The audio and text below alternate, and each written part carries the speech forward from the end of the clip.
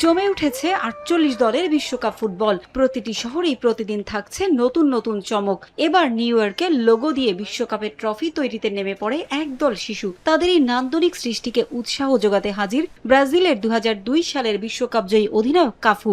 লেগোর রাজ্যে শিশুদের সঙ্গে আনন্দে মেতে ওঠেন সেলেসাউদের সবশেষ বিশ্বকাপ জয়ের কারিগর। তবে আনন্দের মাঝেই কাফুর চোখে মুখে ছিল নিজ দেশের বিদায়ের বিষণ্ণতা।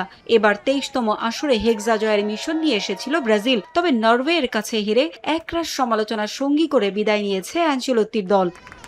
প্রশ্নবিদ্ধ ছিল ফুটবলারদের পারফরমেন্সও। চারদিকে পুরাতনকে ঝেড়ে ফেলে ব্রাজিলের নতুন শুরুর জয়গান। কাফুও শোনালেন দিন বদলের গান। সে সঙ্গে এও জানালেন ২০৩০ বিশ্বকাপে আরও চাপে থাকবে ব্রাজিল। দীর্ঘদিন পর ১৯৯৪ সালে যখন আমরা শিরোপা অর্জন করেছিলাম তখন ভীষণ চাপের মধ্যে ছিলাম। তাহলে ২৮ বছর পর ২০৩০ সালে এই দলের উপর প্রত্যাশার চাপ সে সময়ের তুলনায় আরো বেশি থাকবে। ব্রাজিল সবসময় চাপের মুখে পড়েছে। তাদের কাছ থেকেই সবসময় শিরোপার প্রত্যাশা করা হয়েছে এবং ভবিষ্যতেও করা হবে, কারণ মানুষ তাদের সম্ভাবনা ও সামর্থ্য সম্পর্কে জানে। এখন ধৈর্য ধরার পালা। একটি নতুন চক্র শুরু হচ্ছে, একটি নতুন প্রজন্ম আসছে, কিন্তু এটা পৃথিবীর শেষ নয়। এটি একটি নতুন চক্র এবং একটি নতুন প্রজন্মের সূচনা, যাতে ব্রাজিল সেই শিরোপাটি অর্জন করতে পারে।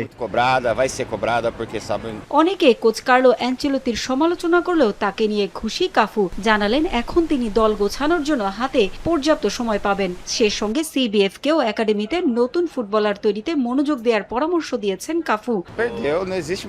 অ্যানচেলত্তি যে ধরনের দল চান তা তৈরির জন্য এখন তিনি ৪ বছর সময় হাতে পাবেন। তিনি এমন একটা সময় দলের দায়িত্ব নিয়েছিলেন যখন ব্রাজিল বিভিন্ন কোচের অধীনে খেলছে এবং ফেডারেশনও নানা সমস্যায় জর্জরিত ছিল।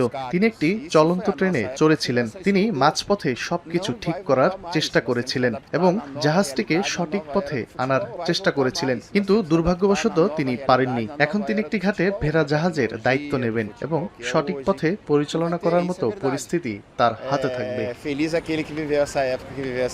কাফু আরো বলেন একাডেমিতে নতুন ফুটবলার তৈরিতে মনোযোগ বাড়াতে হবে, তাহলেই সুদিন ফিরবে সেলেসাউদের। পারভিন আক্তার, সময় সংবাদ।